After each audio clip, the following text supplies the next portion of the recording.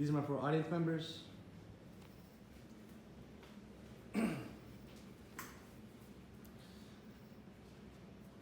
Human trafficking. We've all heard of it.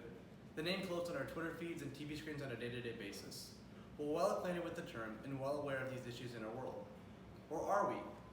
The United Nations defines human trafficking as such: the recruitment, transportation, transfer, harboring, or receipt of persons by improper means, such as force, abduction, fraud, or coercion of it, for an improper purpose including forced labor or sexual exploitation.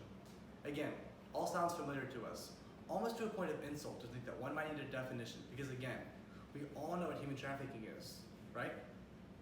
But let me paint a picture to you that depicts truly what this word means. It means a child, an 8-year-old child, thrown into the back of a van, blood running down her face from the bruises of metal. It means tears and trauma from the molestation, from the raping, from the forceful removal of children's clothes against their wills as they scream for mercy. And ultimately, it means death. If their owners don't kill them or sell them to someone who will, then their own way of forceful means of living will. So let me ask you again, do we really know what human trafficking is? If millions of victims around the globe live the same story as the one I just told, and are we not even doing anything about it? While we ponder on that thought, I'm excited to tell you that there's someone who is doing something about it, and I want you to join their fight with them. Their name is End Slavery Now. End Slavery Now focuses on the victims of the world who have faced various forms of slavery. In our world today, Free the Slaves reports that 21 to 45 million people are trapped in the same form of slavery. 45 million individuals living lives of torment and desperation. Now, trafficking seems to occur in undeveloped countries generally. According to the Human Trafficking Institute, this is due to things such as poverty, lack of education, immigration, policy, environmental conditions, fractured families, and a lack of good job opportunities. While many of these are macro issues that take time to change, there still are many factors that can be impacted by activists to influence the status quo and bring change for the better for heavily trafficking areas. Primarily, what End Slavery Now is doing involves 6 key principles that it dedicates itself to in order to make change. On End Slavery Now's website, the charity states these 6 as awareness, rescue, aftercare, policy, prosecution, and empowerment. Through these 6 phases, End Slavery Now is helping the human trafficking world in multiple sectors.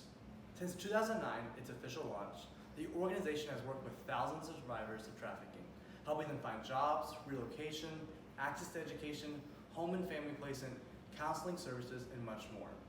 This service alone has brought the relief to women and men who fear they would never be able to have it again, and given them hope in a world that seemed to be filled with darkness.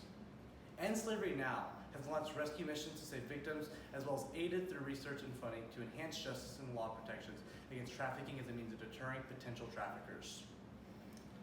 While End Slavery Now has seen huge successes and brought great change to the trafficking world, there are still so many strides to be made in this organization and new potentials to unleash. 2012 marked the official launch of rescue missions as well as justice funding, while at the same time marking near double involvement with survivors and helping them recover after trauma. This great upcharge, 3 years into its creation, was due to an increase in activists, as new funds and volunteers offered resources to create opportunities for change. End Slavery Now is already making strides that are simply unprecedented, yet the door is wide open to make even more change.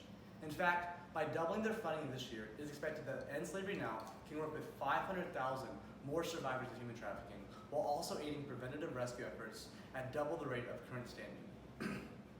So simply, to close my speech, I will ask you the same question that I began with. Do we really know human trafficking?